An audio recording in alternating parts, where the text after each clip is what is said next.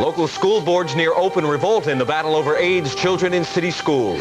Coming up on the Weekend Report, the Board of Education is the target as the AIDS dispute grows.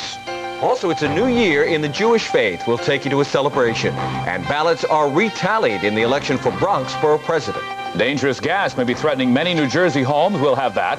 Plus the Yankees playing themselves out of the pennant race and much more next. Channel 2 News Weekend Report, a delayed edition with Tony Guida, Richard Brown, Fred Wymore with sports, and Mr. G with the weather. Good evening. New York City's local school boards are up in arms tonight. The issue, AIDS. Dozens of local boards say they will vote on whether to support the two boards in Queens who are trying to keep a child with AIDS out of the classroom. Today, the head of the Schools Boards Association said he would urge a positive vote when the boards meet. It is a move that borders on rebellion. And as Jane Mitchell reports, the defiance is aimed at those in charge of the school system. We happen to believe that in the Bronx that was Jose Serrano all along. The Board of Elections still must certify the results of the recount, which should happen by midweek.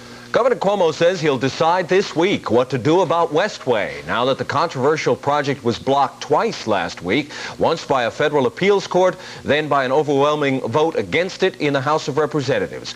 Cuomo is facing a deadline of September 30th if he decides to trade in Westway for mass transit funding. But on Newsmakers Today, Cuomo dismissed the option of a trade-in, which most Westway opponents say is the only way out. If you build a road, you have trust fund monies. You can be sure of them. If you trade it in, every year it depends upon Congress's mood. New Jersey has just beaten us up on Westway because they get points in Jersey. Lautenberg, Bradley, the two senators, Guarini, the congressman, they're running against us in their state because that's popular in New Jersey. So to put yourself in a position where every year you have to go on your knees to Congress and say, we're New York, please give us our trade-in money, makes no sense. Cuomo said it would be a debacle if, after 10 years of planning, Westway were defeated because, as the courts ruled, the Army Corps of Engineers made a mistake about the Westway landfill's effect on striped bass. The holiest part of the Jewish calendar begins tonight with the ushering in of Rosh Hashanah, the Jewish New Year. We'll have a report. And the victims of South African apartheid are pledged help at two rallies in our area. Stay with us.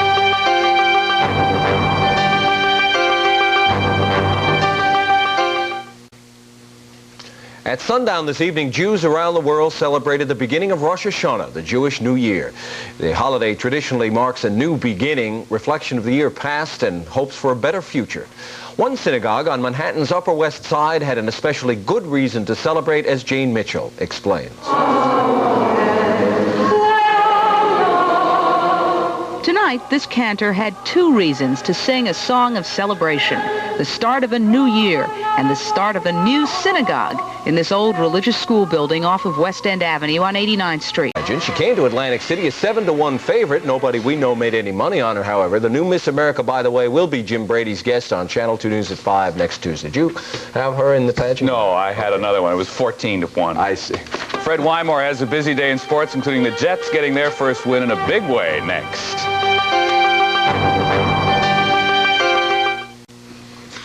The New York City Marathon is still about a month away, but that didn't stop a few select mini-marathoners from taking their turn today. The children, ranging from age 2 to age 6, gathered at Tavern on the Green this morning for a quarter-mile run. As in every race, there were winners, and the rest were winners too. There you are, all winners, every last one of them. Well, talk about some non-winners. Let's go to the Bronx with Fred Wymore. All right, thanks, Tony. Good evening, everyone. The Blue Jays came to Yankee Stadium 4 games ago with a 2.5-game lead. They left with a 4.5-game margin. The finale goes to Toronto 8-5. The Blue Jays came up with 6 runs in the third. George Bell's drive to left off loser Ed Whitson scored Lloyd Mosby to give Toronto a 2-0 lead. Now, it was 4-0 when Dennis Rasmussen on the mound when Jesse Barfield sent another shot to left. Ernie Witt scored easily, and so did Barfield when Bobby Meacham's relay throw was wild way over the plate. 5 straight hits for Toronto, 6-0 Blue Jays. Bottom half of the inning, Dave Winfield singles off winner Doyle Alexander, trailing 6-0. Don Mattingly is sent home. George Bell's throw nails him easily.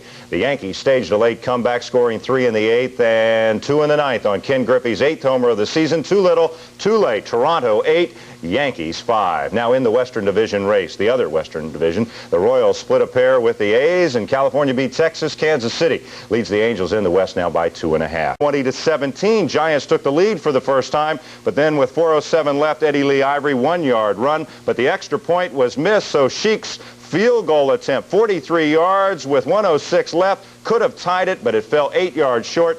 And Sheik had pulled a muscle in the second quarter in his left leg, so he just didn't have the power today. So for all the highlights from all of today's NFL action, join me for Sports Update. That's coming up right after the news. We'll see you then. All right, Fred, thank you. And Irv is next. He has a forecast which includes word of a sunny and warmer Monday.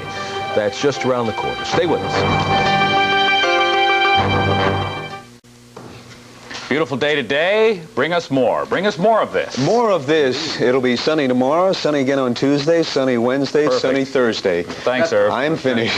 Good evening, everybody. Right now in the Midtown area, the stars are out, not only at the table, but they're outside. And let's take a look at the numbers as we speak with you. What a great day. You can almost feel it, can't you? Temperature 64, humidity 44. The wind's northwesterly 6, barometer rising. Right now we have crystal clear skies. And right now, everybody, you can take a look at the jet stream. You see it? Northwesterly's flying across the Rockies. Southwesterly's in for us. And you know what that means? Gets milder Monday, Tuesday, again on Wednesday. And look at the radar. This one's a beauty. Crystal clear skies. Even Tony can do this. Maybe. Border to border across the Great Lakes. That's ours. Basically dry again for the next 72 hours. And now take a look at the weather breakers calling in. Ralph Aikentino in Plainview, 58 degrees. Ralph's catching on. He called collect. Simon Atkins, 57 degrees, clear skies. A call from Washington and Greg Morris, 66 degrees and clear skies. And finally, from all of us at the Weather Center, my whole staff of 2 people, we'd like to wish you a Happy New Year. All right, forecast for tonight. We are going to call for clear, crisp, and chilly temperatures. The city 52 to 57, north and west 40s, distant suburbs 40 to 50 miles away in the 30s tonight. Bring in the exotic plants.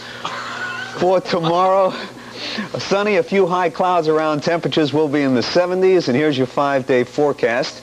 Starting with, gee, look at this one. Monday, Tuesday, Wednesday, temperatures moderating. Thursday with sunshine, low 80s. And Friday under partly sunny skies, temperatures in the low 80s. Enjoy the night, and I'll see you again next Saturday night. Thanks, sir. That's the delayed edition of Channel 2's Weekend Report. I'm Richard Brown. Thanks for joining us. I'm Tony Guida. Sports Update is next. Good night. Happy New Year. Have a good week. If you spot news, call the Channel 2 News hotline. The toll-free number is 1-800-CH2-NEWS. Channel 2 News Weekend Report, portions recorded. That's in the hand. How about it?